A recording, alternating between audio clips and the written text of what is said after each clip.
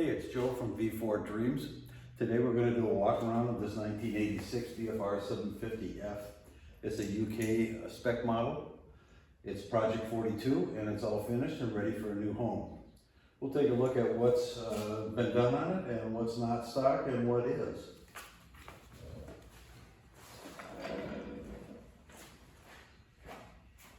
This bike has 18,166 miles on it.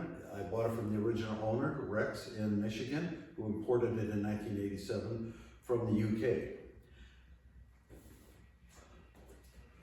This is the original color. It was a press core bike that came in a white one, a red one, and a blue one. And when he was done, he asked Honda if he could buy one, and they said, sure. And he asked his wife, which one should I get? She said, well, the blue's the prettiest, so here we are. To import it in the US, he had to change some things over to US spec, one of which was the muffler system. So he had to get some US spec mufflers. But later he bought a set of super traps and kept them in beautiful condition. Eventually took them off and put the US spec mufflers back on. But when they were off, he had them high heat powder coated, and then I spent hours and got them buffed out, and they look just brand new and sound great. So the super traps are not stock.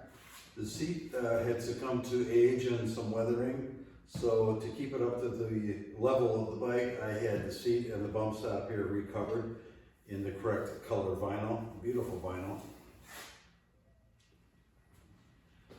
As far as paintwork goes, Rex did drop the bike in his garage on both sides. He didn't hurt the fairing or crack the fairings, but he did scratch them up. And again, to bring the fairings up to the level of the rest of the bike, I did have these two side fairings painted with reproduction decals on them.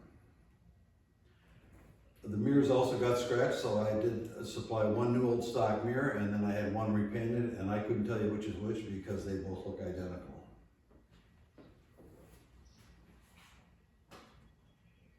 Tires have been replaced, all the hydraulics have been rebuilt. It has stainless steel brake lines on it front and rear in black to try and keep it looking as stock as possible. You'll see that there's no reflector on the front forks. That's because it was not required in the UK. And speaking of the forks have been rebuilt. They have Progressive brand, Progressive springs in them. And the rear shock, at only 18,000 miles, the rear shock is fine.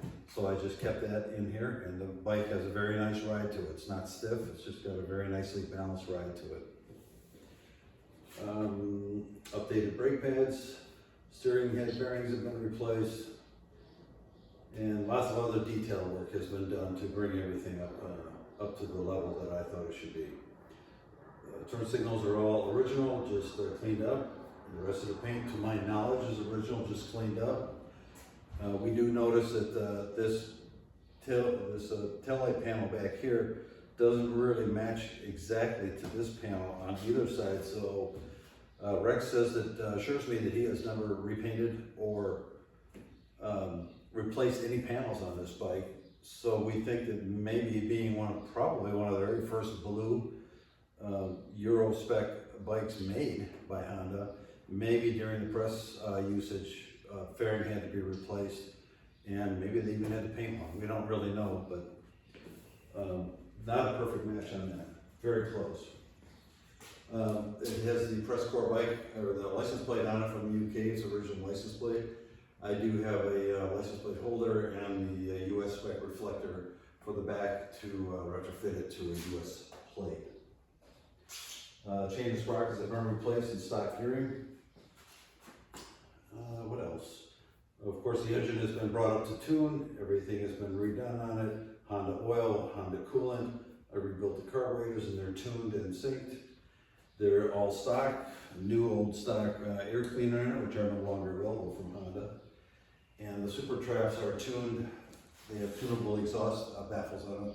They're tuned to take advantage of that engine tune. The gas tank is rust-free inside. The windshield is beautiful, it's original, beautiful condition. Let me grab the camera and we'll look at a couple of things.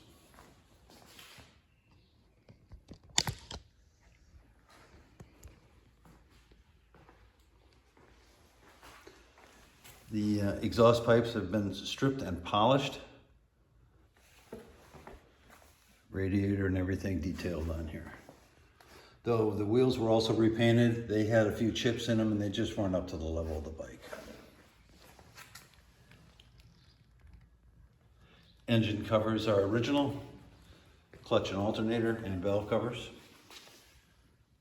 Lots of detailing done to these small parts.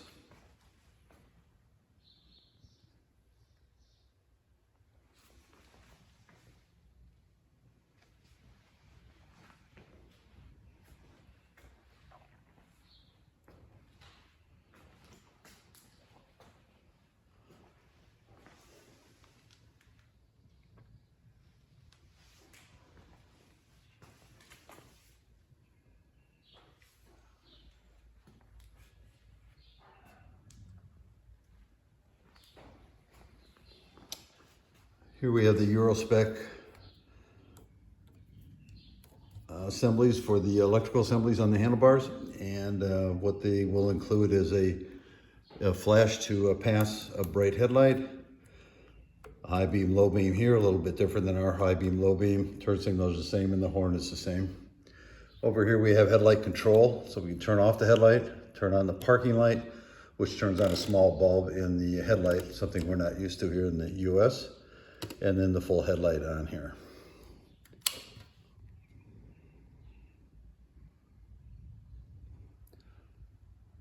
All the VFR UK models or Euro models had square gauges, even in 1986 where we had the round gauges.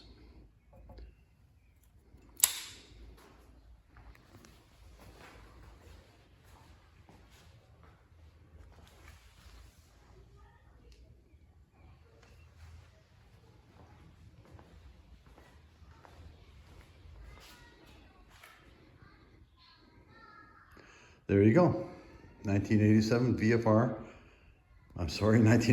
VFR 750F.